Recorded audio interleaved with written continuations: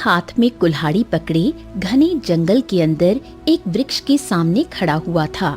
हाँ, आज तुम चाहे कितना ही पुराने पेड़ काहे न हो, हम हैं लकड़हारा और हम तुम्हारा चीथड़ा चीथड़ा कर देंगे और तुम्हें बाजार में बहुत ही अच्छे दाम में बेचेंगे। चल भैया।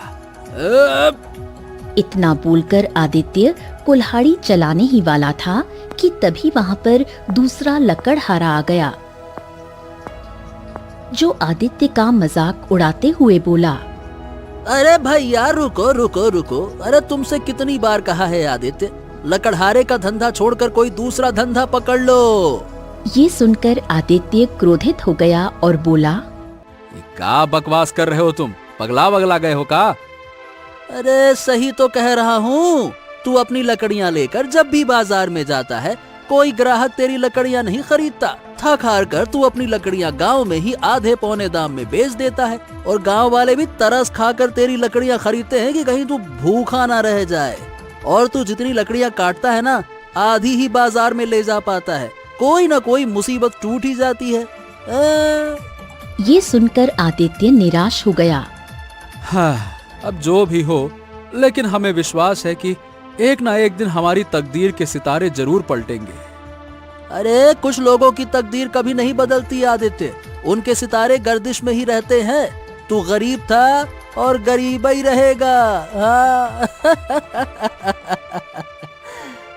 इतना कहकर दूसरा लकड़हारा आदित्य का मजाक उड़ाता हुआ वहां से चला गया। आदित्य लकड़ियां काटने में लग गया। कुछ देर बाद वो लकड़ियों का गट्ठर बनाकर गांव की दिशा की ओर मुड़ा ही था कि तभी आसमान में काले बादल छा गए और हल्की फुल्की बूंदाबांदी शुरू हो गई। ओहो, क्या तुझे भी अभी बरसना था? अरे लकड़ियां गीली हो जाएंगी और गीली लकड़ियां बाजार में कोई नहीं खरीदता। काहे बरस रहे हो बादल देवता? तभी भयंकर वर्षा होने लगी। आदित्य इधर उधर बारिश से बचने के लिए कोई ठिकाना तलाशने लगा। तभी उसकी नजर एक खंडहर पर पड़ी। आदित्य तुरंत उस खंडहर के अंदर चला गया। हो चलो, अच्छा हुआ ये खंडहर तो मिल गया, नहीं तो हमारी सारी मेहनत पे पानी ही फिर जाता। तभी आदित्य के कानों में किसी शेर का गर्जना भरा स्वर टकराया। जब आदित्य इधर उधर देखने लगा तो उसे अंधेरे में दो चमकती हुई आंखें दिखाई दी, जो उसकी ही ओर चली आ रही थीं। कुछ ही देर बाद आदित्य समझ गया कि वो दो आंखें किसी और की नहीं बल्कि जंगली शेर की थीं। शेर को देखकर आदित्य बुरी तरह से घबरा गया, बड़ी ही तेजी से भागने लगा। कुछ ही देर बाद आदित्य बारिश में भीगता हुआ अपने गांव आ गया। तभी वहां पर गांव का मुखिया आ पहुंचा। अरे अरे आदित्य, क्या हो गया? क्या जंगल में कोई भूत ऊत देख लिया क्या, जो पागलों की तरह भागते हुए आए हो और आते ही सीमा पर गिर गए? अरे बारिश हो रही है, जल्दी से जाओ, घर चले जाओ। हाँ मुखिया जी, मैं घर ही जा रहा हूँ। हाँ, वो सब तो ठीक है, लेकिन ये बता कि तेरी कुल्हाड़ी कहीं नजर नहीं आ रही है और आज तू जंगल से लकड़ियां भी काट कर नहीं लाया, क्या बात है? आदित्य को अचानक याद आया कि उसने डर के मारे जब लकड़ियों का गट्ठर शेर के मुंह पर मारा था, तब उसकी कुल्हाड़ी भी खंडहर के अंदर गिर गई थी। अरे अब क्या हो गया? कौन सी गहरी सोच में गुम हो गया? ए आदित्य! आदित्य सारी घटना बताते हुए बोला, हाँ मुखिया जी, आज तो बस कैसे भी करके जान बचाई है। अरे तू भी ना बिल्कुल बेवकूफ है। अरे तू इतना बड़ा डरपोक है, मैंने सोचा नहीं था।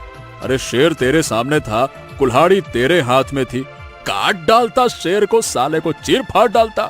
अरे इसी बहाने तेरी बहादुरी के चर्चे हो जाते और क्या पता इसी वजह से तेरी लकड़ियां भी बिकने लगती और तू प्रसिद्ध लकड़हारा बन जाता। लेकिन तू प्रसिद्ध लकड़हारा कहाँ से बन पाएगा? तेरी तो किस्मत ही फूटी है, तू कभी तकदीर वाला हो ही नहीं सकता। मौका तेरे सामने था, साला वहां से भाग आया और का। जा घर जा, आराम कर, बड़ा आया। इतना कहकर मुखिया आदित्य का मजाक उड़ाता हुआ वहां से चला गया। कुछ देर बाद आदित्य अपने घर आ गया और अपने आप से बोला, हाँ, दूसरे लकड़हारे की बात सही थी, हमारी किस्मत के सितारे गर्दिशे में रहेंगे और कुछ लोगों की तकदीर वाकई में कभी ना बदलती। मुखिया भी सही कह रहा था। हमारे पास कितना अच्छा मौका था जो हमने गवा दिया। अरे हमारे दिमाग में ये बात भी नहीं आई, क्या कहें अब। इतना बोलकर आदित्य गहरी नींद की आगोश में समा गया। अगले दिन आदित्य सोकर उठा और जंगल जाने की तैयारी करने लगा। तभी उसे याद आया कि कुल्हाड़ी तो जंगल में ही रह गई थी। अरे धात तेरे की, कुल्हाड़ी तो उसी खंडहर में है। अब तो सबसे पहले हमको जाकर उस खंडहर में कुल्हाड़ी को तलाशना होगा। अरे क्या कहे, अब तो हम जैसी फूटी किस्मत वाले को तो कोई दूसरा लकड़हारा कुल्हाड़ी भी उधार नहीं देगा। चल भाई। इतना बोलकर आदित्य जैसे ही घर से बाहर निकला, तभी उसकी प्रेमिका राधा वहां पर आ गई और गुस्से से आदित्य से बोली,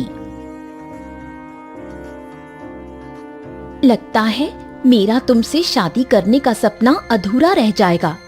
क्या हो गया राधा, तुम इतनी गुस्से में काहे हो? कल लड़के वाले देखने के लिए आए थे और मुझे पसंद करके चले गए हैं। आखिर तुम मेरे पिता से हमारी शादी की बात कब करोगे? ये सुनकर आदित्य क्रोधित हो गया और राधा से बोला, अरे तुम तो ऐसे बोल रही हो जैसे तुम्हारे पिता कोई गैर गुजरे लकड़हारे हो। अरे तुम्हारे पिता गांव के जमींदार है, जमींदार। अगर उन्हें मेरे और तुम्हारे प्रेम की बात पता लग गई ना तो हमारी जान ले लेंगे। वो बात करती हो। ये तो तुम्हें मुझसे प्रेम करने से पहले सोचना चाहिए था। कान खोल कर सुन लो, मैं शादी करूंगी तो तुमसे ही करूंगी, नहीं तो मैं अपनी जान दे दूंगी। इतना कहकर राधा वहाँ से चली गई। आदित्य गहरी सोच में डूब गया और अपने आप से बोला, राधा जो बोलती है वो करके भी दिखाती है। कहीं ऐसा ना हो कि राधा वास्तव में अपनी जान दे दे, और अगर ऐसा हुआ तो वाकई में हम अपने आप को कभी माफ ना कर पाएंगे। लेकिन करें तो करें का, वो जमींदार के पास जाने से डर भी लगता है। कुछ देर आदित्य गहरी सोच में डूबा रहा, फिर अपने आप से बोला, हाँ चलो अब जो भी होगा, एक न एक दिन तो जमींदार को पता चलना ही है कि उसकी पुत्री हमसे प्रेम करती है। चलो फिर आज मुझ में और जमींदार में आर पार होकर ही रहेगा। चलो देखते हैं। इतना कहकर आदित्य सीधा जमींदार की हवेली की ओर चला गया। आदित्य को अपनी हवेली में देखकर जमींदार चौंक गया और बोला, अरे ओ फूटी तकदीर वाले, तेरा यहाँ क्या काम? अरे तुझे तो इस समय जंगल में होना चाहिए। तू लकड़हारा है, मेरी हवेली में क्या करने आ गया? जमींदार, मैं आपसे एक बहुत जरूरी बात करने आया हूँ। अरे कौन सी जरूरी बात? जमींदार देखिए, मैं आपसे ये कह रहा हूँ कि मैं राधा से प्रेम करता हूँ। ये सुनकर जमींदार का गुस्सा 7वें आसमान पर पहुंच गया और वो गुस्से से आदित्य को घूरने लगा। तभी आदित्य थूक निकलते हुए बोला, जमींदार, बात यह है कि राधा भी मुझसे प्रेम करती है। ये सुनकर जमींदार क्रोधित होकर राधा को आवाज लगाने लगा। राधा तुरंत वहां आ गई। ए राधा, राधा, राधा, ये बता, क्या ये फूटी तकदीर वाला लड़का जो कह रहा है वो सच है का? क्या तू वास्तव में इससे प्रेम करती है? बता। हाँ पिताजी, और मैं इसके बगैर जीवित नहीं रह सकती। ये सुनकर जमींदार अचानक से जोर जोर से हंसने लगा। जमींदार के हंसने पर राधा और आदित्य दोनों बुरी तरह से चौंक गए।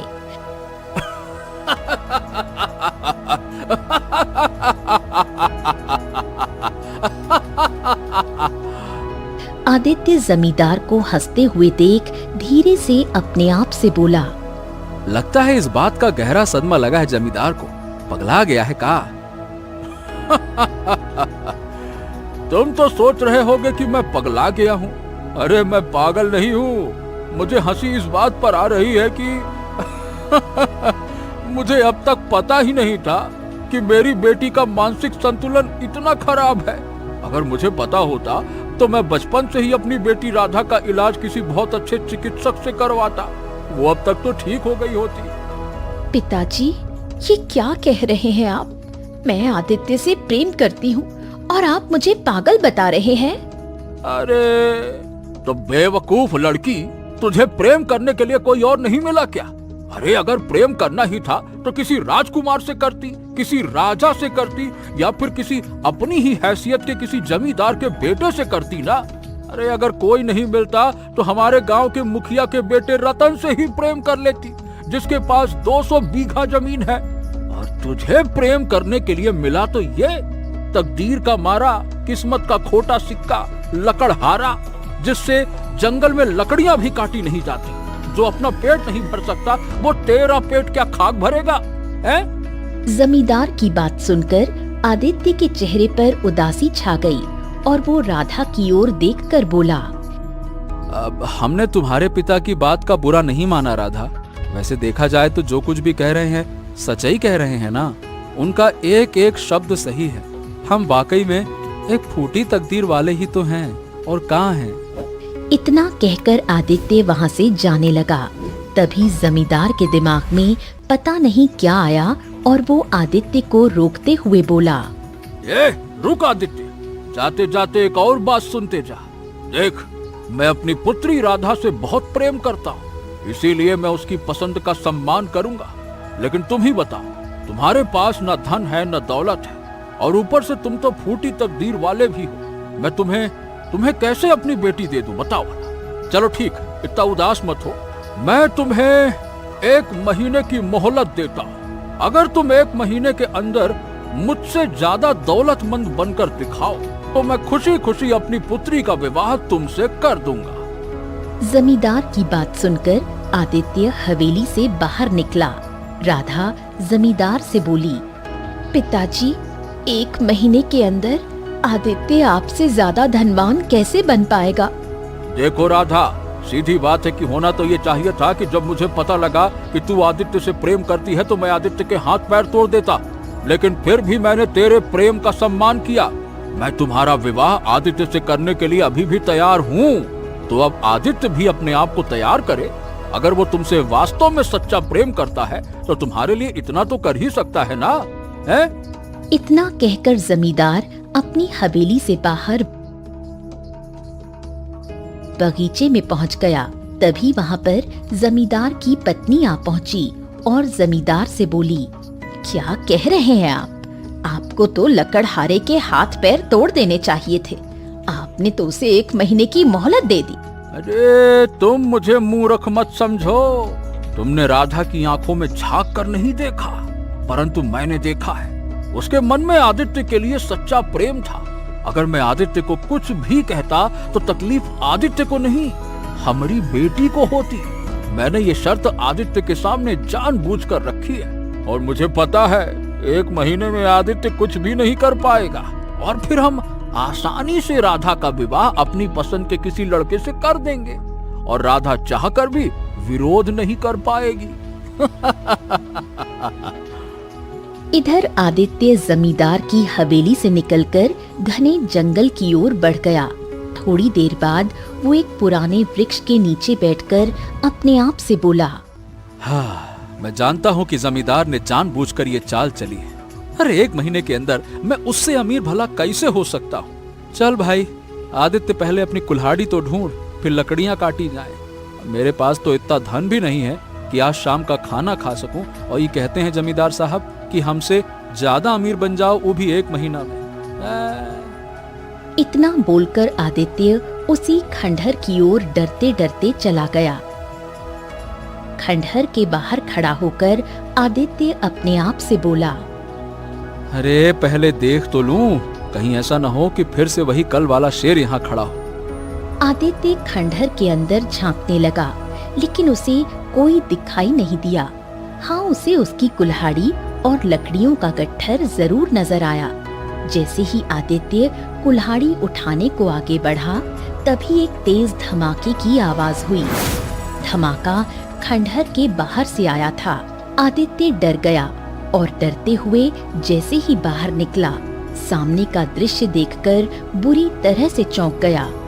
एक विचित्र किस्म का पक्षी जो पूरा सोने का था, और रंग बिरंगी किरणों से चमक रहा था, जमीन पर पड़ा दर्द से करहा रहा था।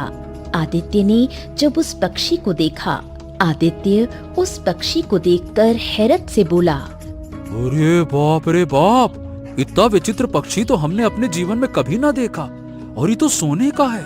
न जाने वो इस संसार का है भी या फिर नहीं। आदित्य ने देखा कि पक्षी के पैरों से खून बह रहा था। उसे उस पर तरस आ गया और वो दौड़ता हुआ पक्षी के पास गया और बोला, अरे रे रे रे रे रे रे, इसके पैर से तो खून बह रहा है। ओहो। आदित्य इधर उधर देखने लगा और झाड़ियों में से एक पत्ता तोड़कर उसे पीसकर पक्षी के जख्म पर लगाया। थोड़ी ही देर में पक्षी के पैरों से खून बहना बंद हो गया। अगले ही पल पक्षी ने अपने पंख फड़फड़ाए और उठकर बैठ गया। फिर वो इंसानी आवाज में आदित्य से बोला, हाँ, तुमने तो कमाल कर दिया। तुम्हें कैसे पता चला कि कौन सा पत्ता लगाने से जख्म ठीक हो सकता है? पक्षी के मुंह से इंसानी आवाज सुनकर आदित्य बुरी तरह डर गया। अरे अरे, मुझे देखकर डरो मत, मैं तुम्हें कोई नुकसान नहीं पहुंचाऊंगा। अरे नुकसान नहीं पहुंचाओगे? अरे पक्षी, तुम इंसानों की तरह बात कर रहे हो। न जाने तुम कौन हो?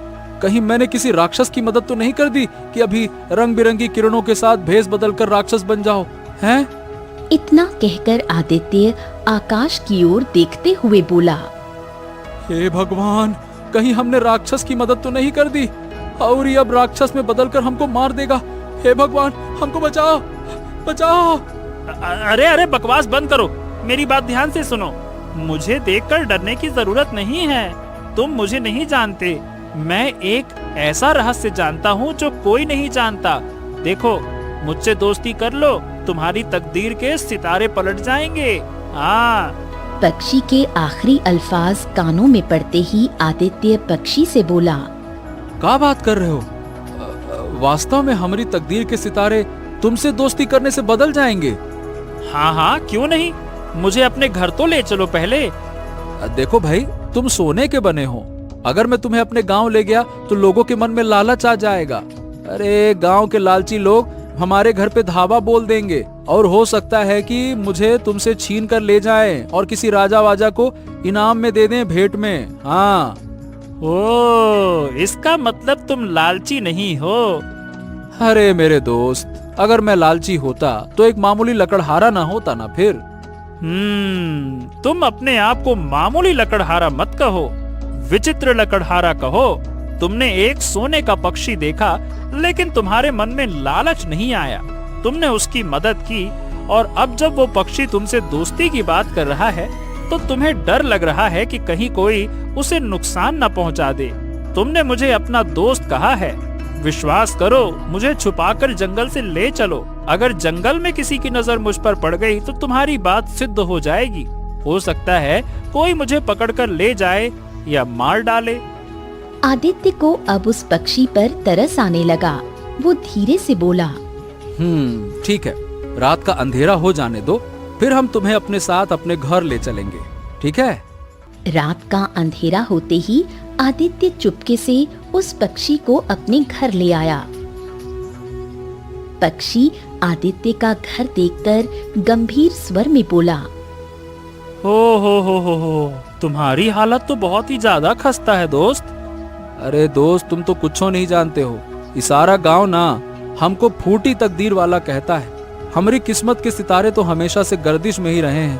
क्या कहें अब? ये सुनकर पक्षी कुछ देर चुप रहा और फिर गंभीर स्वर में बोला, तब तो तुम्हारा विवाह होना भी बहुत मुश्किल है, क्योंकि जिसके नाम के आगे फूटी किस्मत लिखा हो उसे अपनी लड़की कोई नहीं देना चाहेगा। सो तो है। वैसे हो तो तुम पक्षी, लेकिन बोलते बिल्कुल मनुष्य की तरह हो। अरे हम भी कितने बुद्धू हैं, तुम तो इंसानी आवाज में बात ही कर रहे हो। कहाँ क्या कहें। खैर क्या कहें दोस्त, हमारी कहानी बहुत बड़ी है और बहुत दुख भरी कहानी है। आदित्य उसे आज की सारी घटना बताते हुए बोला, और जमींदार ने शर्त रखी है कि 1 महीने के भीतर मुझे उससे अधिक धनवान बनना होगा। अब बताओ भला तुम ही कि मैं 1 महीने में उससे अधिक धनवान कैसे बन सकता हूँ? उस जमींदार से भी ज्यादा धनवान भला कैसे बन सकता हूँ? उसने ना बड़ी चालाकी से चाल चली है, ऐसी चाल चली है कि सांप भी मर जाए और लाठी भी ना टूटे। सही कह रहे हो, जमींदार बहुत ही ज्यादा चतुर है। वो दोनों काफी देर तक बातें करते रहे, लेकिन उन्हें पता नहीं था कि जमींदार उधर से गुजरता हुआ आ रहा था। आदित्य को किसी से बात करता देख वो चौंक गया और दरवाजे के पास रुककर स्वयं से बोला, अरे इतनी रात को आदित्य ये ससुरा बातें किससे कर रहा है? जहाँ तक मैं जानता हूँ आदित्य की तो गांव में किसी से दोस्ती भी ना है। हाँ, मैं भी कितना मूर्ख हूँ, उससे भला दोस्ती करेगा कौन? फूटी तकदीर वाले से दोस्ती कौन ही करेगा। इतना कहकर जमींदार ने तुरंत दरवाजा खोल दिया। उसने देखा कि एक सोने का विचित्र पक्षी आदित्य से बात कर रहा था। ये देख वो डर गया। बाप रे आदित्य, मैं क्या देख रहा हूँ? एक विचित्र पक्षी जो सोने का है और तुमसे इंसानी आवाज में बातें कर रहा है। अरे बाहर निकालो इसको, ये राक्षस हो सकता है। अरे बाहर निकालो इसको जल्दी से। जमींदार जी, इस बारे में किसी को मत बताना। देखो ये हमारा मित्र है और ये किसी को नुकसान नहीं पहुंचाएगा। और हाँ, ये कोई राक्षस नहीं है, यही हमारी तकदीर बदलने वाला है। ओ समझा, तो तूने जल्दी अमीर बनने के लिए किसी काली शक्ति का सहारा लिया है। उसी काली शक्ति के जरिए तू मुझे रास्ते से हटाना चाहता है, या फिर तूने किसी सिद्धि के जरिए इस पक्षी को बांध लिया है, जिसे बेचकर तू मुझसे अधिक धनवान बन जाएगा और मेरी बेटी से विवाह कर लेगा। लेकिन कान खोलकर सुन ले आदित्य, मैं तुझे किसी भी चाल में सफल नहीं होने दूंगा। इतना कहकर जमींदार पक्षी की ओर झपट पड़ा। पक्षी तुरंत आदित्य के कंधे पर बैठ गया। चलो मेरे साथ। लेकिन कहाँ? तुम्हारी किस्मत के सितारे बदलने वाले हैं। सबसे पहले जंगल चलो, उसके बाद मैं तुम्हें आगे का रास्ता बताऊंगा कि तुम्हें कहाँ जाना है। मुझ पर विश्वास करो, चलो। आदित्य तुरंत पक्षी को लेकर भागने लगा। जमींदार भी उसके पीछे दौड़ा, लेकिन आदित्य की रफ्तार जमींदार से कहीं तेज थी। कुछ ही देर में आदित्य रात के अंधेरे में जंगल की गहराइयों में निकल गया और एक तालाब के किनारे हांफता हुआ बैठ गया। अरे बाप रे, इतना तेज तो हम कभी ना भागे। जब खंडहर में हमारे सामने शेर आया था तब भी नहीं। और ऐसा क्यों? अरे जब शेर हमारे सामने आया तो केवल मेरी जान को खतरा था, लेकिन आज जमींदार जिस क्रोध में तुम पर झपट्टा मारा, मुझे तो लगा कहीं वो तुम्हारी गर्दन ही ना मरोड़ दे। तुम्हारी वजह से मैं इतना तेज भागा हूँ। तुम्हारा भागना व्यर्थ नहीं जाएगा। अरे अब बताओ, मेरी तकदीर कैसे बदल सकती है मुद्दे की बात। हाँ तो सुनो, यहाँ से कुछ दूर पे एक गुफा है जो हमेशा बंद रहती है। वो एक जादुई गुफा है। उसके भीतर किसी प्राचीन राजा का खजाना छुपा हुआ है। मैं उस गुफा का पता जानता हूँ। क्या बात कर रहे हो? लेकिन तुमको कैसे पता? अरे तुम्हें इससे क्या मतलब कि मुझे कैसे पता कैसे नहीं पता? मैं तुम्हें गुफा तक पहुँचा सकता हूँ बस। पक्षी की बात सुनकर आदित्य गहरी सोच में डूब गया।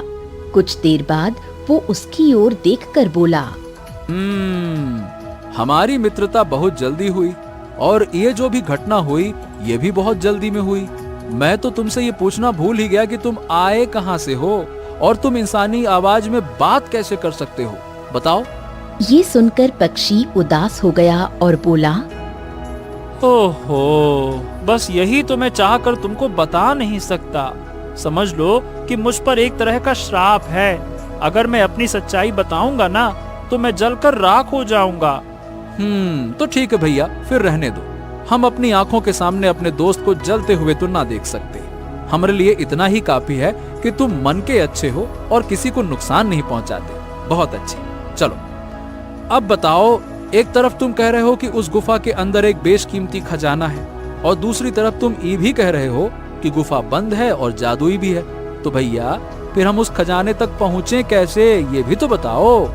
अरे जो भी मनुष्य उस गुफा के पास जाता है और उसे खोलना चाहता है, तो वो गुफा उसे बहुत ही कठिन सवाल पूछती है।